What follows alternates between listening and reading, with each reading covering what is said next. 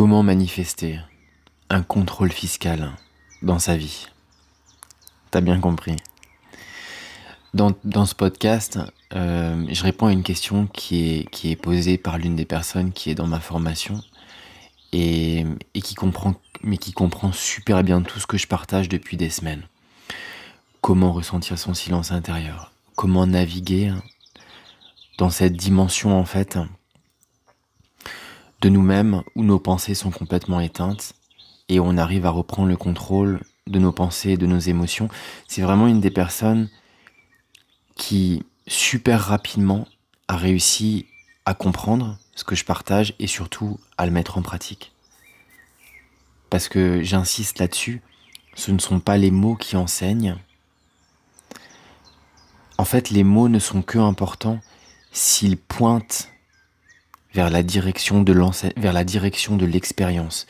Si on a une conversation intellectuelle sur la thématique de la spiritualité, c'est inutile, c'est ridicule. Par contre, si la conversation que l'on a, elle pointe vers une expérience intérieure, là, les mots que l'on utilise sont utiles.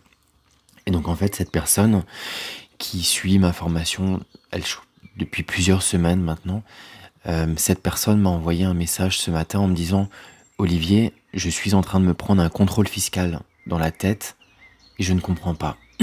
Est-ce que j'ai manifesté ça? Comment est-ce que je dois réagir face à cette situation-là ? C'est un contrôle que je suis en train de faire face avec mon compagnon. Alors est-ce que peut-être c'est sa manifestation à lui et du coup moi je suis quelque part par accident dans sa manifestation à lui, qu'est-ce que je dois faire? Et je trouve que c'est vraiment une super problématique. Elle est un peu extrême, mais elle peut vraiment être à l'image de ce que nous tous, on pourrait vivre. Souviens-toi bien de ceci. Les challenges que l'on vit dans notre existence, tous les problèmes que l'on vit, ce sont des opportunités, mais extraordinaires, pour nous de persévérer dans notre pratique spirituelle, dans nos mécanismes intérieurs qui visent à nous ancrer dans la version de nous-mêmes que l'on a envie d'incarner. Alors commençons par le début. Admettons que tu es en train de te prendre un contrôle fiscal très violent dans la tête. Qu'est-ce que tu ressens à l'intérieur? Tu ressens peut-être de la peur, de l'insécurité, de l'injustice, peu importe ce que tu ressens. Ne juge surtout pas toutes ces énergies intérieures. Tu plonges à l'intérieur de toi-même, tu plonges en toi et tu regardes cette résistance, toutes ces émotions, tu ne les touches pas. Tu plonges à l'intérieur et tu les embrasses de l'intérieur. C'est comme si avec des bras énergétiques, tu venais embrasser en fait toutes ces émotions de peur à l'intérieur. Tu les prends à l'intérieur de toi, tu ne les repousses pas. Tu les observes et tu les embrasses et tu les maintiens dans ta conscience comme si tu les acceptais. Tu vois cette insécurité et tu la prends à l'intérieur et tu l'englobes à l'intérieur de ton être. Tu la tiens assez longtemps, comme si tu essayais de l'embrasser, comme si tu essayais de l'envelopper, comme si tu essayais de l'absorber à l'intérieur. Ça, c'est la première étape. Tu vas voir que l'énergie, elle va se transformer. Deuxième étape. Tu retournes tout de suite à ta pratique spirituelle. Tout de suite. Et ça veut dire quoi? C'est quoi ta vie idéale? C'est quoi ton désir le plus important dans la vie, au jour d'aujourd'hui? Première chose. Deuxième, qu'est-ce que tu ressens? Qu'est-ce que tu ressens alors que ce désir est réalisé à l'intérieur de toi-même? Là, maintenant, alors que je suis en train de te parler, c'est quoi le ressenti que tu ressens en toi si ce désir était complètement réalisé? Ce ressenti-là, ça c'est ta pratique.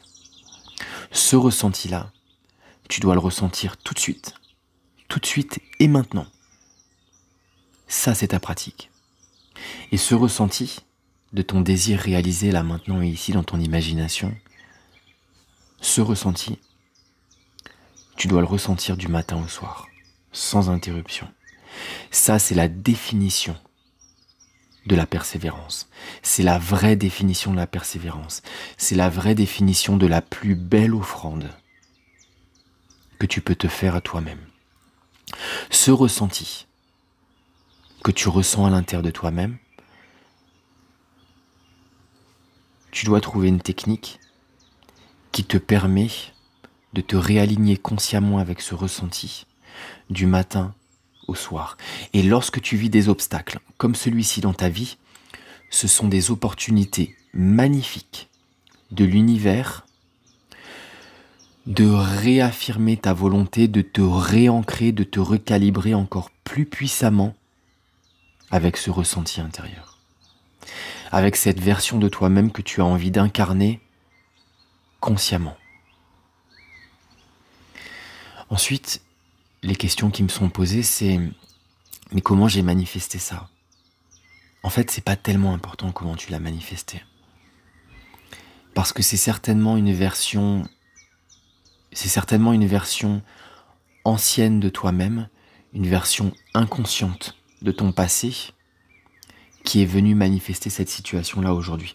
N'oublie pas que tout ce qui se passe aujourd'hui dans ton présent, ça fait déjà partie du passé.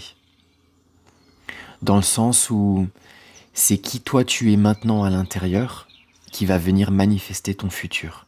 Donc ta situation présente, ta manifestation présente, elle est à l'image de ton imagination passée. Donc même ta manifestation présente, c'est aussi du passé. Concentre-toi uniquement sur ton ressenti intérieur. Autre chose, ton ressenti intérieur ne doit pas être le résultat de ta manifestation physique présente. Ce n'est pas aux situations extérieures de te dicter comment tu te sens. Ce n'est pas à ta manifestation physique de te dire tu dois te sentir comme ça ou comme cela. Ce n'est pas à un contrôle fiscal de te dicter les émotions que tu dois ressentir. Soit tu es l'esclave de ta vie, à savoir un contrôle fiscal, donc une situation extérieure, et ensuite je me sens mal, c'est-à-dire que je réagis compulsivement, ça c'est quand je suis l'esclave. C'est à moi de plonger à l'intérieur, de savoir ce que j'ai envie de ressentir, et de le manifester intérieurement avec ma conscience. Je te donne un exemple. Dans ma vie idéale, j'ai envie d'avoir beaucoup... Je te donne un exemple. Dans ma vie idéale, j'ai envie d'avoir beaucoup d'abondance financière. Quand je pense à cette abondance financière, je ressens de la liberté, une grande liberté émotionnelle, une grande abondance du partage. Ça, c'est un ressenti. Ce ressenti-là, ça, c'est ma pratique. Ça veut dire que je choisis avec mes pensées ce que j'ai envie de vivre dans mon imagination. Cette situation que je manifeste dans mon mental va venir me procurer un ressenti émotionnel. Ça veut dire que c'est moi qui, indirectement, ai manifesté ce que je ressens à l'intérieur. Ça, c'est quand je suis le maître de mon existence. Soit je suis l'esclave, ou alors je suis le maître. Mais les deux, ça n'est pas possible.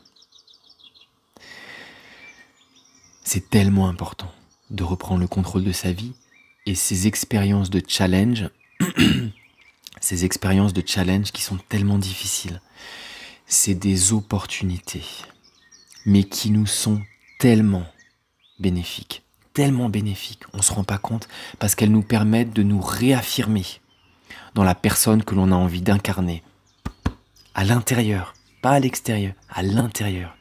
Seulement l'intérieur est important, parce que ta vie extérieure est toujours le résultat de qui toi tu es à l'intérieur.